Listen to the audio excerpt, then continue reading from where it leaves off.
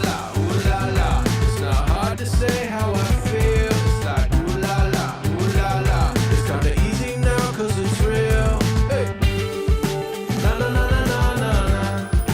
Na na na na na na. Na na na na na na.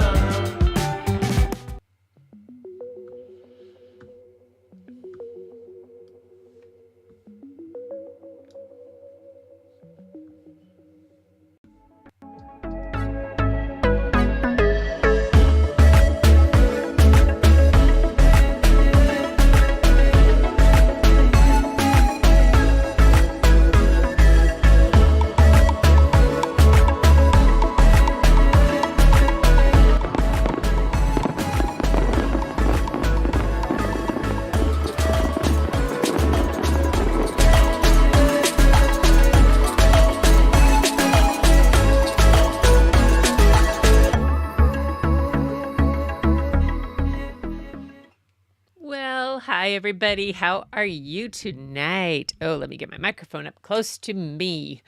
Oh, man, what a day. What a day. Happy 4th of July, Independence Day to those of you here in the U.S., to other places. Well, celebrate the 4th of July. Just happy day. Tamara, I hope it is not too cold down there. It is getting nice and roasty up here. It's supposed to get much hotter. And fortunately, we got a lot of stuff done before the heat hit.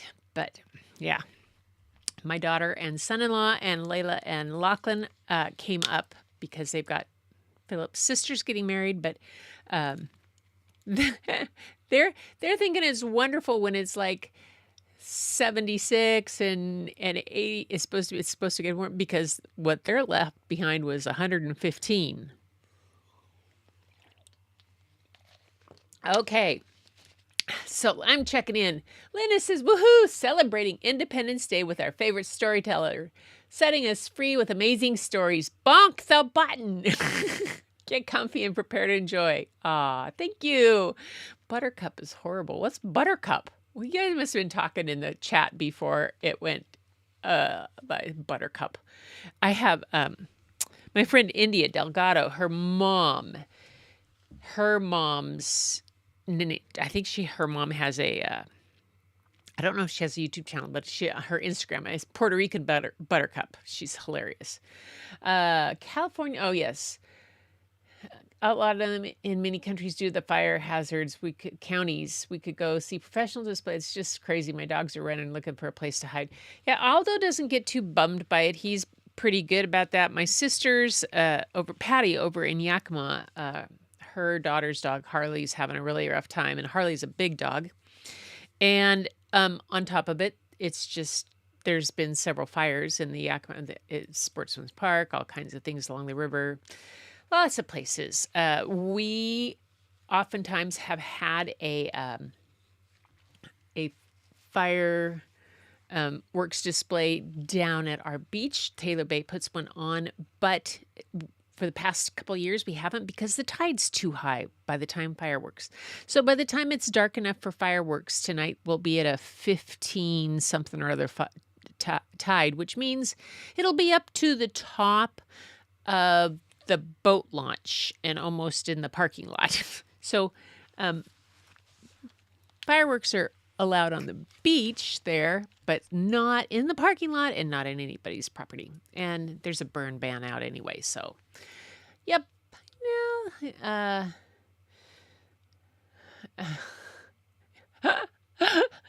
Why we we celebrate independence from England by shooting off a Chinese-made product is so weird. Dogs hate it, and I have a friend who did a great post today. He moved from Florida to North Carolina. Carlos is an amazing designer and just all around wonderful friend, but moved to find a place that was safer for him to live than in Florida, that was not very open to his lifestyle. And anyway, he posted today, he said, due to the lack of independence, 4th of July has been celebrations have been canceled and moved. Our 4th of July has been canceled and moved to November 5th. I thought that was great. Ah, that was hilarious. So November 5th, yes, the day before voting. Let's see. Tamara's there. Yay. Linda and Tamara, it seems like you are my watch party today. Oh, you watched Lala today, did you? Oh, fun, Linda. Isn't she so amazing? Um, and I didn't get a chance to see what she's doing. There's Pop Culture Kids. Kathy and Kenny explain pop culture. Hi, Gretchen. Greetings from Atlanta and Pod Summit with Doc. Oh my gosh. Hi.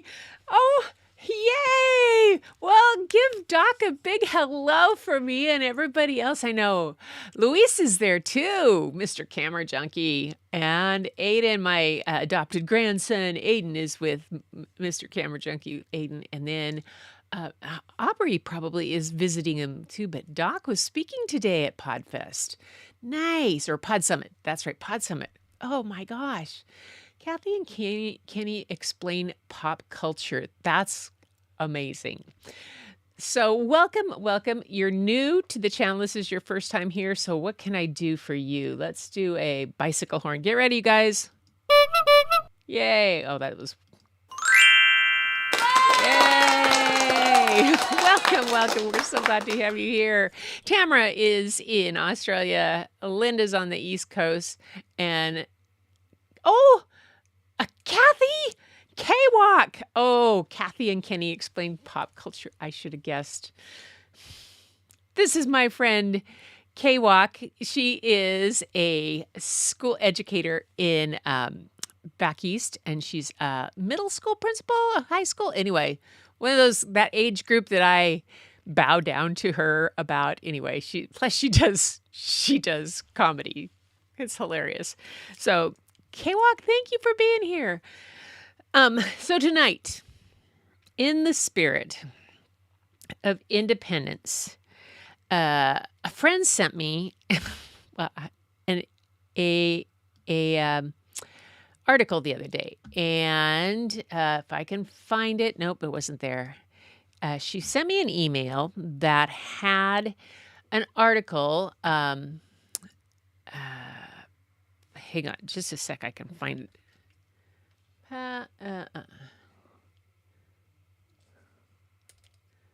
Oh, there it is. Okay, this was an article that she got from Penn State. It's called By the Books. And she's a retired teacher also. And this was Penn State, My Thoughts Exactly, By the Books. This person wrote, when defending libraries is a job and a calling.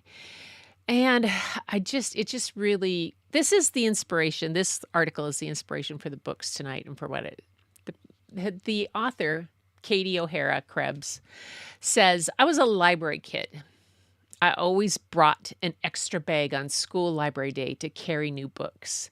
During the summer months, I participated in every reading activity or club my public library offered. Yes, I did that too. You bet. You bet. Oh, Lupe's here. Hi. I did that also. Participated in them all. I even wanted to be a librarian, though I didn't truly know what it meant at the time. Looking back, I think it was mostly about wanting to be part of the safe and sacred world of libraries. The safe and sacred world of libraries. I simply loved the way the information and stories found there allowed me to know myself more deeply, to find myself in the countless pages on the shelves. She goes on to say that when she was at first at Penn State, she got her dorm was not too far from the library. She felt like she won the lottery, and she ended up spending a lot of times there. Fast forward a few decades, I'm finally working toward the dream after earning my master's degree in library and information sciences. But even when I began pursuing this new path in 2021 as an online student, I never imagined that libraries and librarians could be the center of so much of today's political and cultural conversation. Yeah. So on the heels of the COVID-19 pandemic, as the parental rights movement in schools began to gain momentum and the discourse around gender, sexuality, and race in America became more heated, the question of what should and should not be on library shelves became the subject of an intense debate, political campaigns, and increasingly books challenges. Now, this part is what she wrote that just, we've talked about this before with banned books and whatnot. According to the ALA, American Library Association, there were 3,637 unique book challenges from 2001 through 2020. So 2001 to 2020, through over 20 years, the average annually was 273. 273 books, average annually, over in that time. In 2023 alone, there was an astounding 4,240 challenges. Coupled with this dramatic increase, librarians are also being held accountable in new ways. According to the ALA report, state lawmakers have initiated 151 bills that threaten to curb library funding or implement criminal prosecution of librarians because pressure groups claim access to diverse books and ideas harms young people.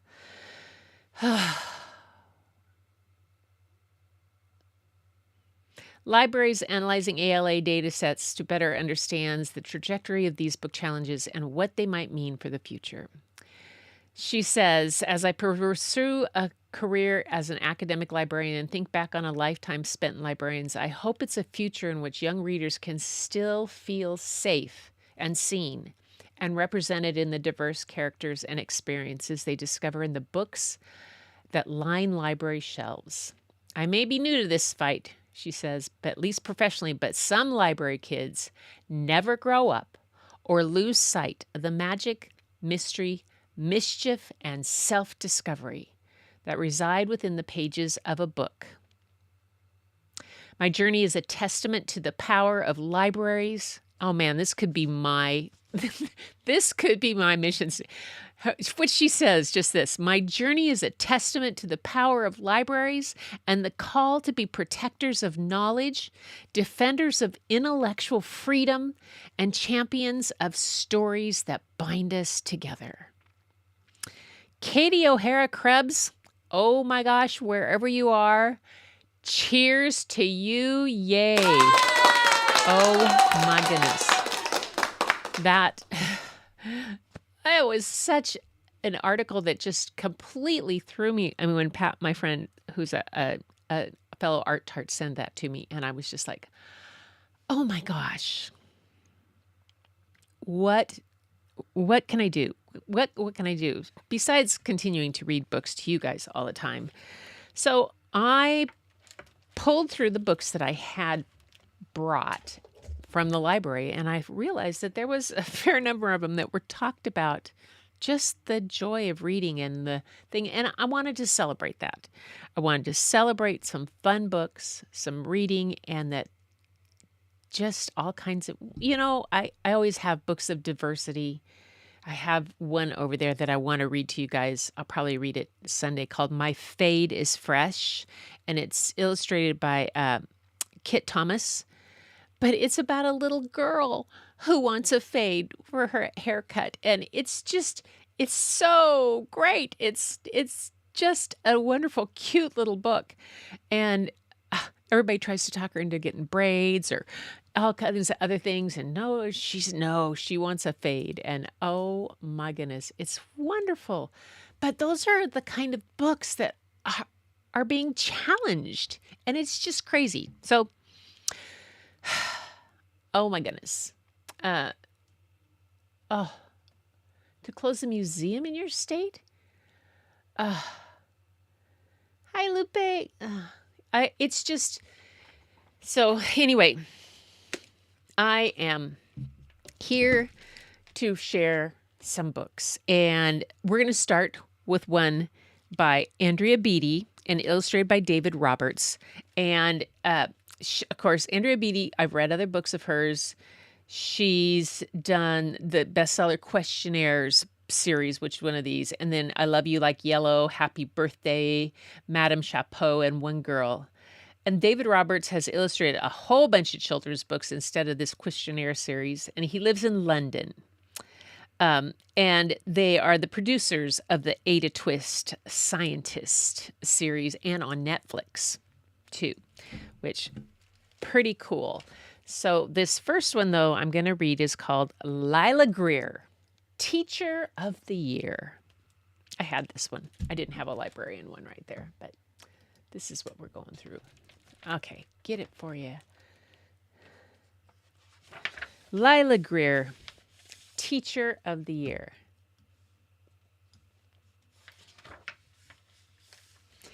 In a big windy city in a small bungalow lived a father, 5 children, 3 cats, and 1 crow. The baby was Lila with a curl on her head with a which cast an odd shadow and filled her with dread, as did cabbages, cardboard, bananas, and bark, and each little thing that went bump in the dark.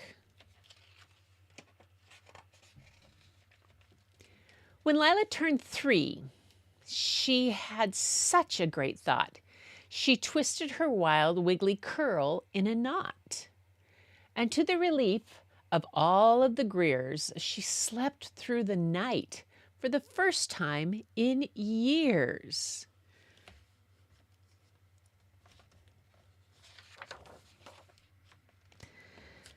But the what-ifs still got her. They made her heart race, put knots in her stomach, a frown on her face. What if there are monsters? What if there's bees? What if I get stuck with some clowns eating cheese in a very small room in a building so high? What if? It made Lila cry. Lila felt calmer in places she knew, with the people she loved and who loved Lila too. Then everything changed. When they moved out of town, it flipped Lila's entire world upside down. Yes, I can read upside down. The what-ifs took over as she started grade 2. In a new town, a new school with a new teacher too. What if I mess up? What if it goes wrong? What if they don't like me? And what if we don't get along? The teacher was tall and a little bit stern. Hello, she said softly. My name is Ms. Kern. It's so good to meet you. I'm so glad you're here. Let's make this a wonderfully wonderful year.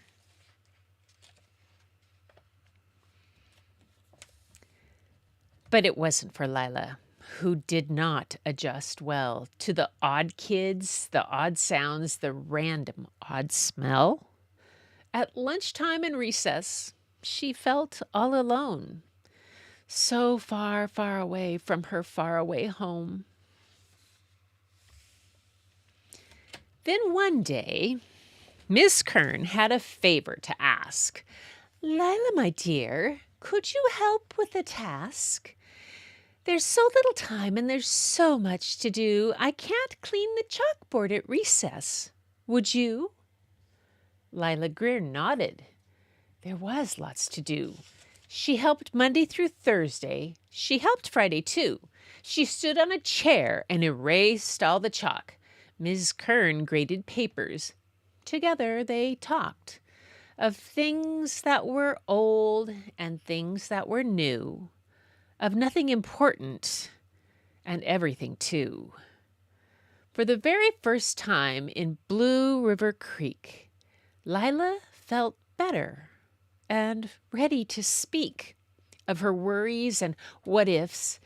It felt very good knowing someone was listening and they understood. Sometimes it seemed that the work would expand and a classmate or two would come lend a hand. A kid with a kitten, a kid with a curl, a zoo-loving boy, a bird-loving girl. Then one day, Ms. Kern said, "Oh, thank you, my dear. You've been such a help. I can take it from here." Which was fine because somehow the months had flown by and there was a playground for Lila to try. "Just one final thought," Miss Kern said in the hall. "What if some what ifs are not bad at all? When you start an adventure, who knows where it ends? What if you learn something? What if you find friends?" And so it went for young Lila Greer. Things settled down for the rest of the year. Then came 3rd grade and 8th grade and some in between. And before long, young Lila grew into a teen. Sometimes the what-ifs came roaring right back. It was tough, but with help, she got back on track. Time passed as it does, and with each passing grade, old memories were forgotten and new ones were made.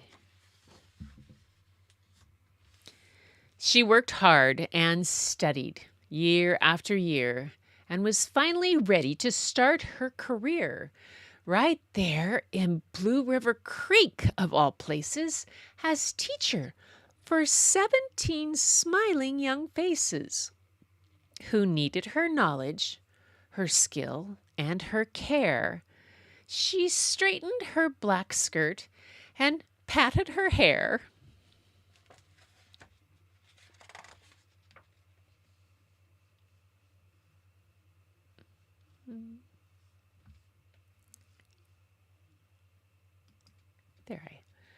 But the what-ifs got to her as she looked in the door, and feelings came back from so long before. Lila Greer froze in a bad deja vu from her earliest moments of life in grade 2. What if I mess up? What if it goes wrong? What if they don't like me and we don't get along?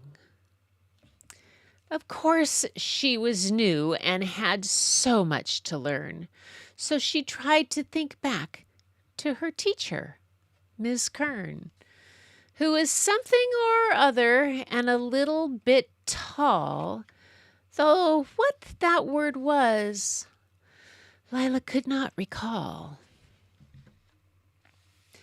She thought of that classroom so far in the past, which looked much the same from first bit to last. Benches, a chalkboard, some desks, and whatnot. One green eraser in the very same spot. Wait, what? That's not right, Lila Greer thought. Then she remembered something that she'd long forgot. And after so many years, she finally asked, "How many erasers do we need for that task?" And she knew in that moment what her teacher had done.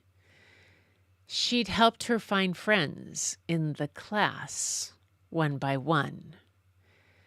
When she'd been so alone, isolated by fear, too frozen by what-ifs to let anyone near, Ms. Kern brought the classroom to her, Lila Greer. It made all the difference to that one lonely young girl, with her worries and what-ifs and her wild wiggly curl, who was far, far away from her faraway home. But thanks to Miss Kern, she wasn't alone. Her teacher had done what all great teachers do. She'd built a new home right there in grade 2. Lila paused as old memories flooded her mind, and she found that one word that she wanted to find. Her teacher was fiercely, ferociously, unfathomably kind.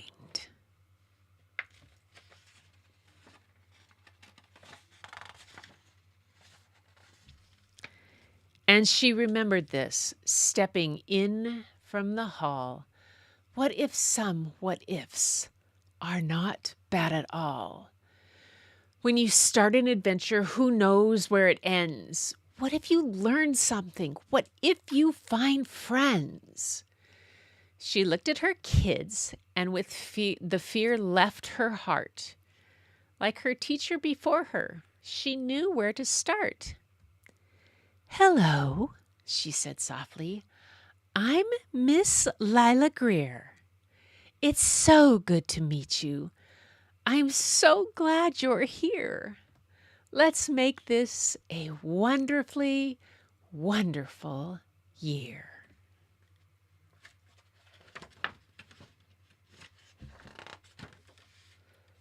And that's Lila Greer, Teacher of the Year.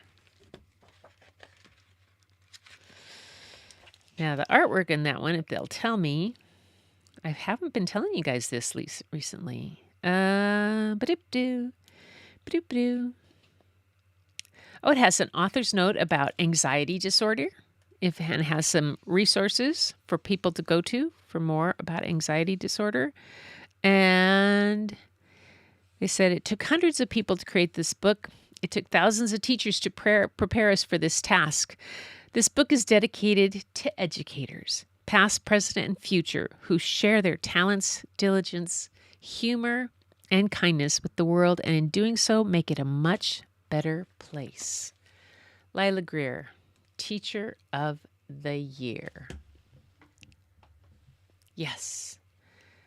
Sorry, I forgot to turn on my other one. There. Yay! Lila Greer, Teacher of the Year. I like that book. What did you guys think? Let's see what you say. Middle school all day long. K-Walk is middle school all day long. Oh my gosh. I think I have a chemical imbalance with middle school kids.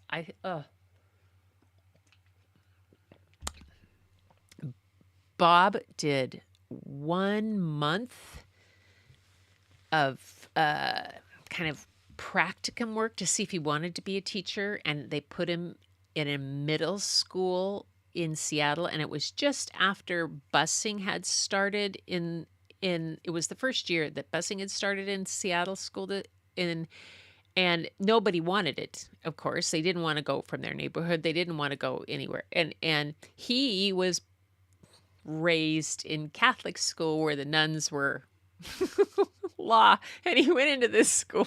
He said he lasted. He was ready to, wanted to, just he didn't last. He just thought it was not his place for him, and it wouldn't have been. Years later, though, after he'd retired, he came and became an emergency substitute teacher at the elementary school, and he was always requested in the developmental preschool and kindergarten. They loved him there because he's kind of funny that way. Lupe, there's the challenge. Thankful for librarians, the keepers of magic. Very cool book. Yes, hormones gone wild at that stage. I just cannot imagine. I mean, okay. My next book is by Linda Sue Parks, and it's illustrated by Chris Ratchett. Now, Linda Sue Parks is a Newbery Medal winner. For her chapter books, I think she wrote A Long Walk to Water. Yes, that's the one. And A Single Shard. 2 very amazing books. She was the author of Newbery Medal winning A Single Shard and bestseller A Long Walk to Water. Oh, I thought Long Walk. And then the highly praised novel Prairie Lotus. She has also written several acclaimed picture books and serves on the advisory board of the We Need Diverse Books. She lives in Western New York and with her family. And Chris Rashka received the Caldecott Medal for Hello Goodbye for the Hello Goodbye window. I read that, I think, a long time ago. And for A Ball for Daisy. He has also won Caldecott Honor for Yo, Yes, which is a great book. And he's been hailed by Publishers Weekly as one of the most original illustrators working today. Continues to create stories and art that appeal to readers of all ages. And he also lives in New York. And this book is called My Book and Me. And I think that you guys are going to like this one. Let me go to my next. I got my little. I may have to move myself over to the side. We'll see. My Book and Me. I mean, look at this artwork just on the cover alone. And then in here, there's going to be different books that are represented for each person. Linda Sue Parks. And I'll put it up here. I'm going to make myself smaller. Just like that. See, I can do that. Yay, thanks, Ecamm. It's a happy picture, yes. Isn't it? Is it such a happy picture? I mean, I could draw a person like almost like that. I mean, that's the kind of thing that it looks like it could be simple to draw, but it's not. I mean, that's the kind of talent that it takes to take something like that and make it, just cool. I love that. And by the way, Linda, thanks for your comment on my little watercolor ditty whimsy that I did the other day. I had an atelier class group that met on Tuesday from my drawing class, and we meet once a month. And I didn't have really anything to show, so I grabbed my doodle stuff and some tubes of watercolor paint, and I went up there and I filmed that and then just put it on fast forward for a 2-minute video. It was kind of fun. It was watercolor whimsy for World Watercolor Month. I'm having some fun with that. Anyway, back to books. Do that with my fat. Make it smaller. Linda Sue Parks and Chris Rashka, My Book and Me. This is my book, my favorite book. I carry it with me wherever I go. There's jam on the cover from yesterday's toast and crayon inside from when I was little.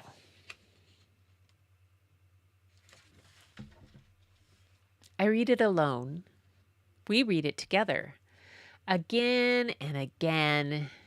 And please, just once more.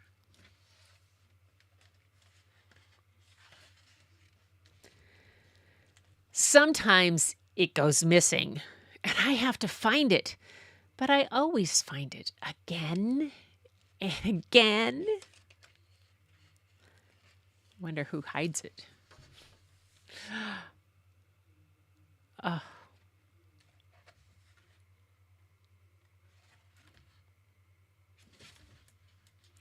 I read to the dog. I read to the goldfish. I read to the 17 worms in a jar.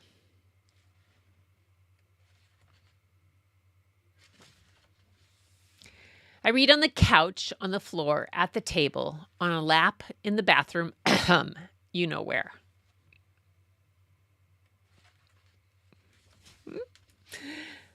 On the porch, in the park, on a bench, in a tree, on the bus, on the subway. My book and me.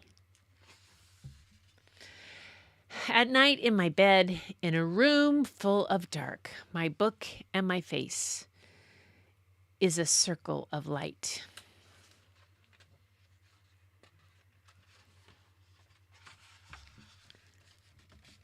Oh, look at that. Love that pencil.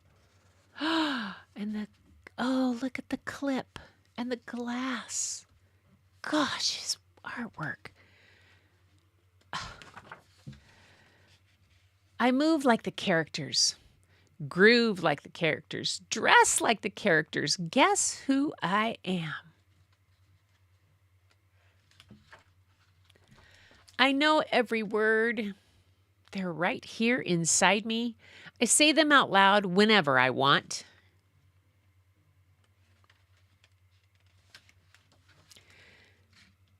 I don't hear you call. I can't come right now. I'm too far away in a world of my book.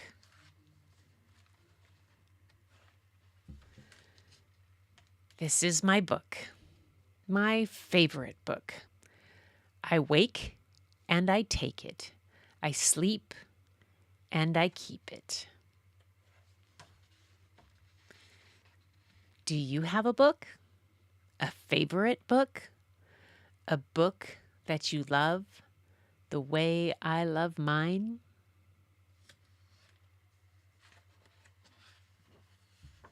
And that's this one. Let's see. Red Comet Press. A portion of the royalties and proceeds from this book have been donated by the author and illustrator and publisher to support the Rabbit Hole in Kansas City, an immersive museum experience around children's literature for visitors of all ages. Ooh, that's cool. And then there's this. I tell you, the artwork. I love this. The big... this page, that pencil, and then the binder clip, and the way he did the shadows for the glass. It's just too cool. Skateboard, the things on the walls. Nothing's really specific until you get to around the book. Oh gosh. And then this one. Oh, this reminds me of my favorite book that I still have from when I was from little child was Little Black a Pony. Yes, I read Little Black a Pony forever and ever. I still have my copy of it. It's in the grandkids' room. Yep. Oh, that was a good one. I love this. Oh, and the cats. Such a great book. My Book and Me.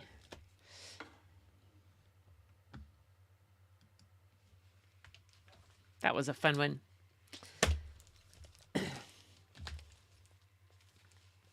Yay. And I have one more.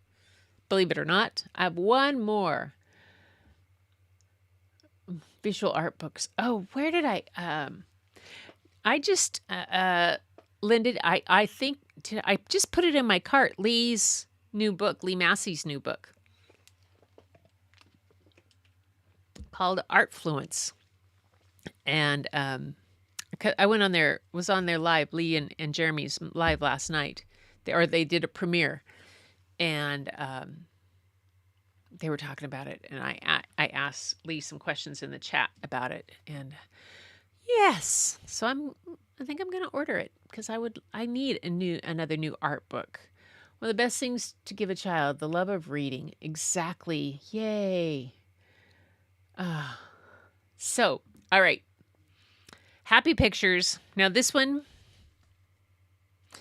Okay. The illustrations are by Meg Hunt, and they're beautiful. They're fun.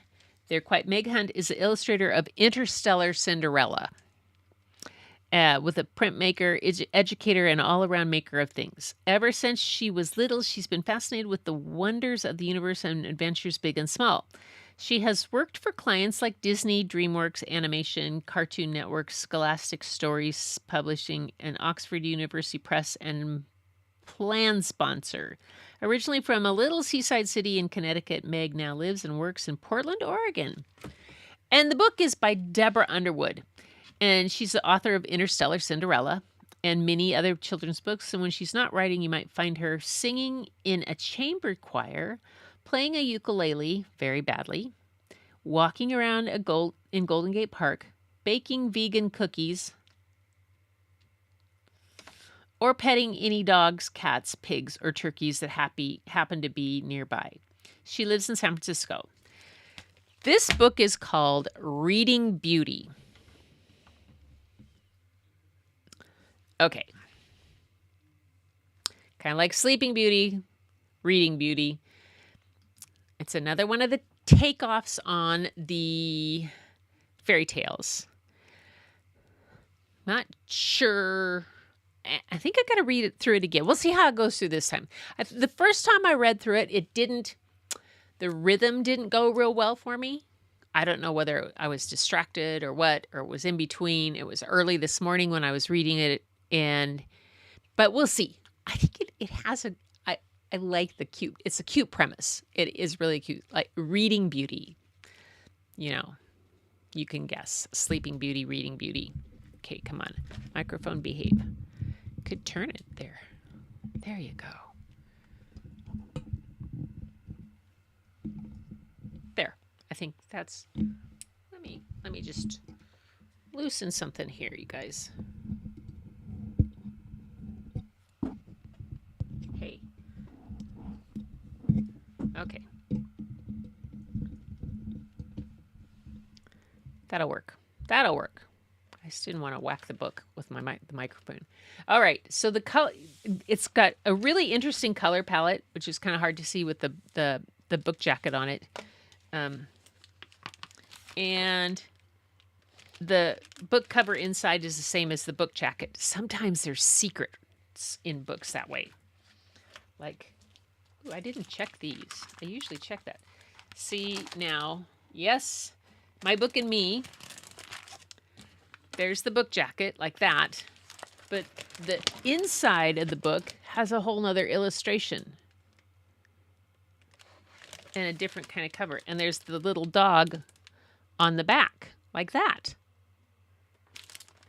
Haha.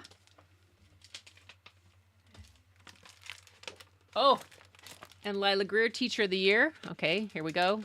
Finding those. This has that on the inside on the main cover. Can you see that? Woohoo! I always love it when I find those secrets. Reading Beauty by Deborah Underwood, illustrated by Meg Hunt. More water. Oh no, you guys. Wrong water bottle. That was my paint water. Who said that? Raise your hand if you've drank the water or your coffee after you've dipped your paintbrush in it. Huh? Anybody? Come on. Don't make me feel so stupid. I was wondering. I didn't think I drank that one. It's kind of pink. Oh well. Reading Beauty. Once upon a planetoid surrounded by book lovers, a princess, Lex, read morning, noon, and night beneath the covers. Lex's bedroom brimmed with books. She read them at top speed. She even trained her puppy Prince to fetch her things to read. But on her 15th birthday, Lex awoke. Her books were gone. She raced to find her parents. Make them stop. What's going on? They answered with a story. Long ago, when you were small, we held a celebration and invited one and all. But while the guests were toasting you, we heard a muffled shout. A fairy burst in furious that she had been left out. How could you not invite me, I must say? I'm rather miffed. But wait, we did. Be quiet. Let me give your Lex a gift. Like all you wretched readers, Lex will live for reading, but when she's 15, she'll flip a page and get a paper cut. The paper cut will bring a curse. A death-like sleep will take her. She'll stay that way forever. Only true love's kiss will wake her. That's why we hid the books away, her mother said, dejected. For any book could cut you, and you need to be protected. Without its books, their world grew bleak. Consumed by dark and gloom, Lex watched the shadows spreading from windows in her room. It's all my fault, she said to Prince. I can't let things get worse. I'll fly to find the fairy, then I'll make her break the curse. Prince's nose picked up a scent. Good dogs! Those books, I need them.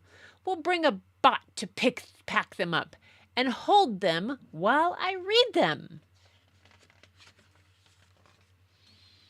Lex started off with how to fly, then how to find a fairy, and stories gave her courage when the trip got rough and scary.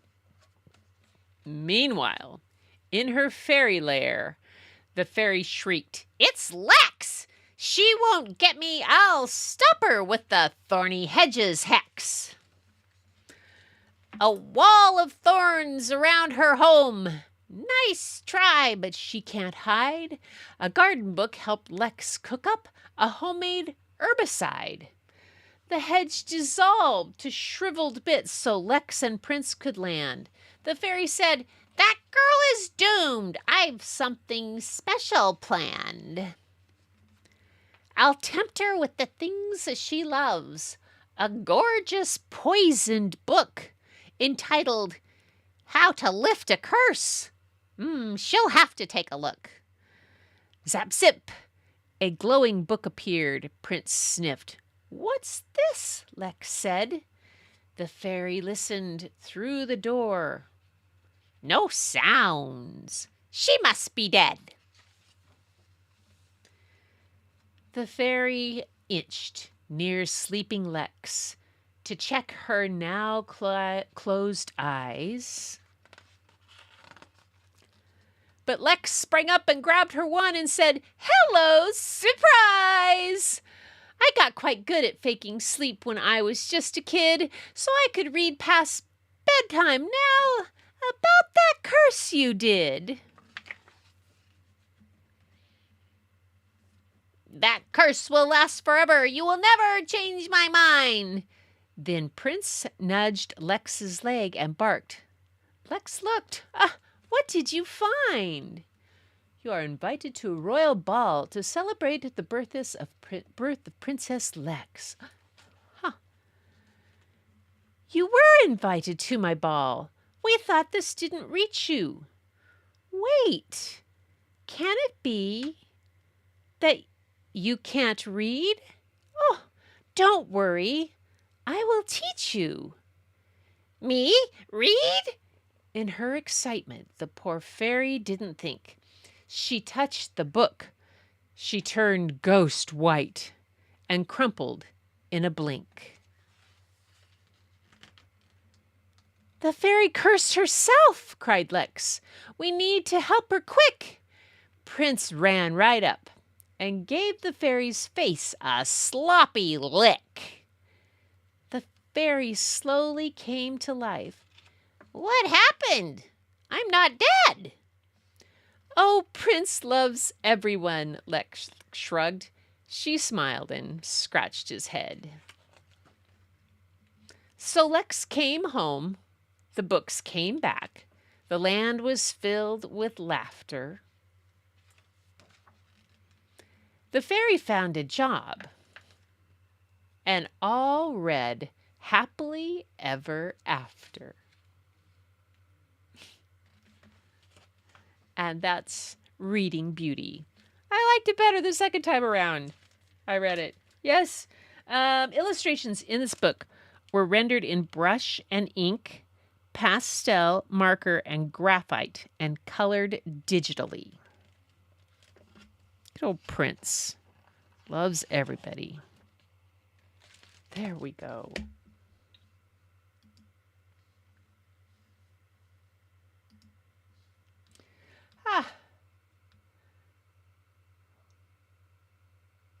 What's just me too. What? One of the best things to give a child. Me too. The bookshelves are filled with visual art books.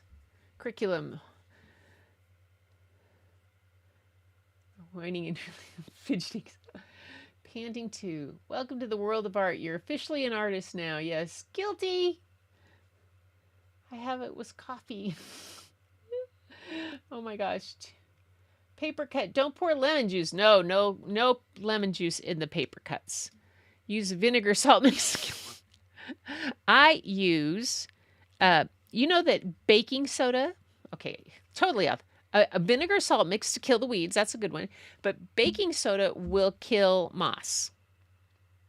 So like if you have moss on your roof, or if you get moss on the top of a shed or on the sidewalk or stuff, throw baking soda on it and literally the next day it'll be turning brown. And then it just kind of can be either power washed off or scraped right off. It's really easy. Kills it. I'm glad. I like the illustrations and the story was cool. I'm glad you liked it. I'm glad you liked it, Tamara. No lemon juice and paintbrush water either. Yeah, no. That's good. Yes. So Reading Beauty, it took me in the second time. So sometimes you have to read a book more than once. The first time when I first read it, I just wasn't getting the whole rhythm of it. So Sunday, I have 3 books to read to you. Threads, Just Like Millie, and Desert Song, because they're due back at the library. And I picked up a copy of the book, The Creative Act, for myself, of The Way of Being. And I'm going to leave.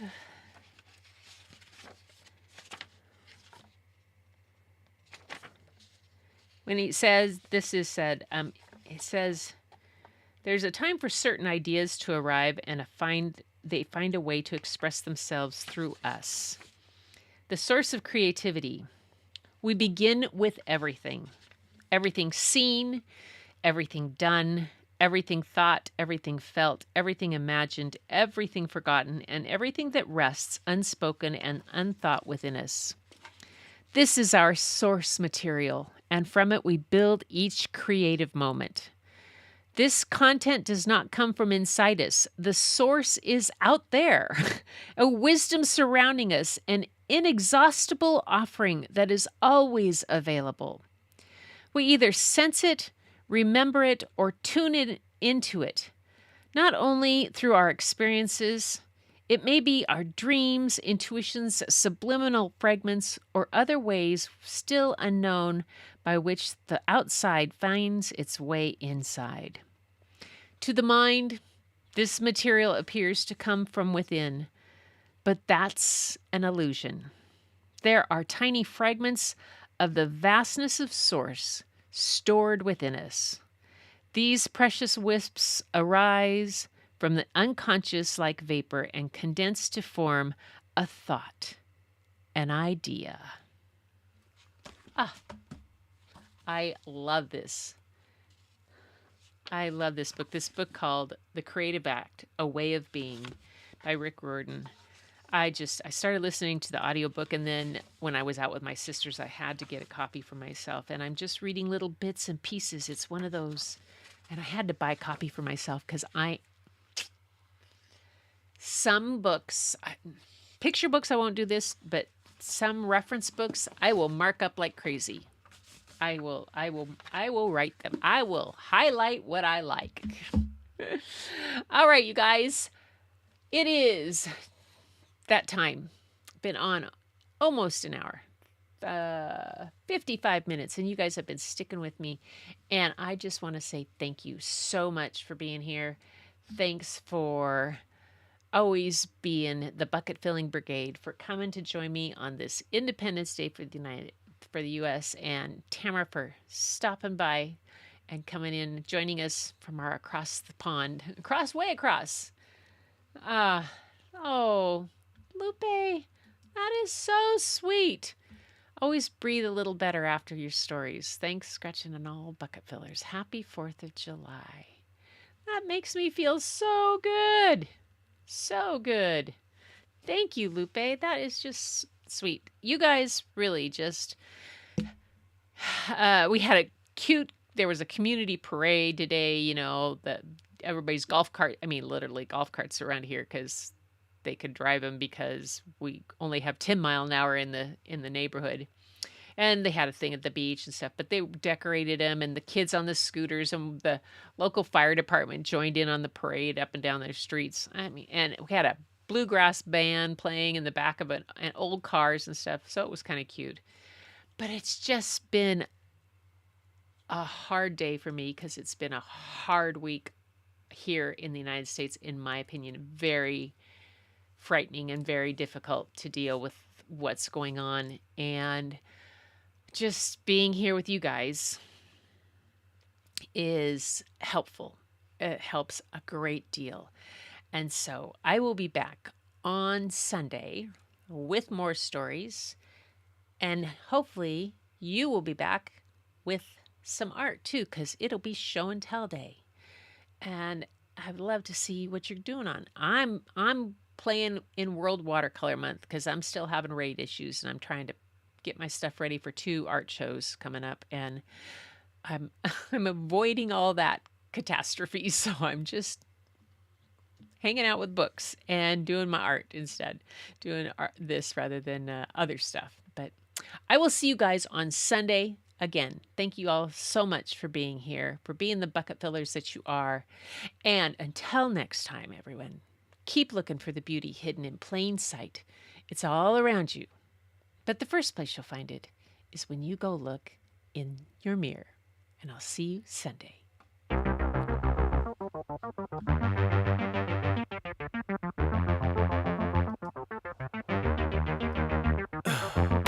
In the heat of the night, we could get lost in all the lights and sounds.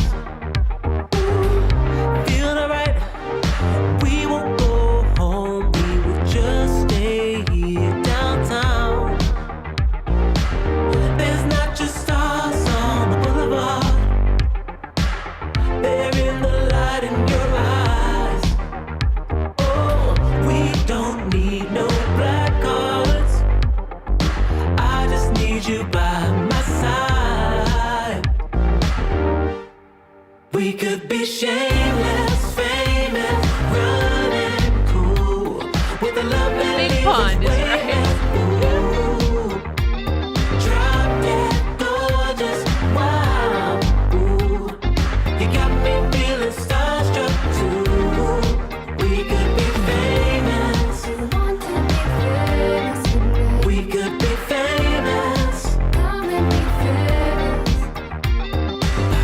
You blow my mind, looking like a model, better than the usual. Yeah, you don't even try, not average or typical. I put you on a pedestal. Okay, welcome. You're still here. Thanks for being Kathy and Lupe and Linda and Tamara. So nice to have you guys here. Appreciate it. We don't need no black cards. Linda, I hope your puppies can chill out. I always had to give my doggy downers, my big ones. All those little ones.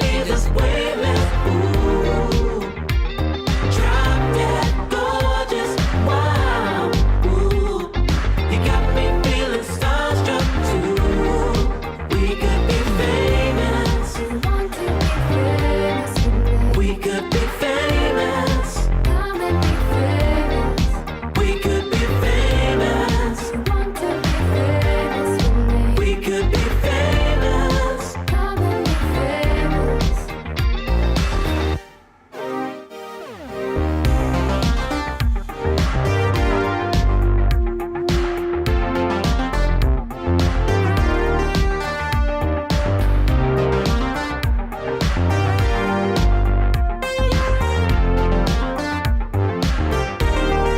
We could be shameless, famous, running cool, with a love that leaves us weightless. Ooh, drop dead gorgeous, wow.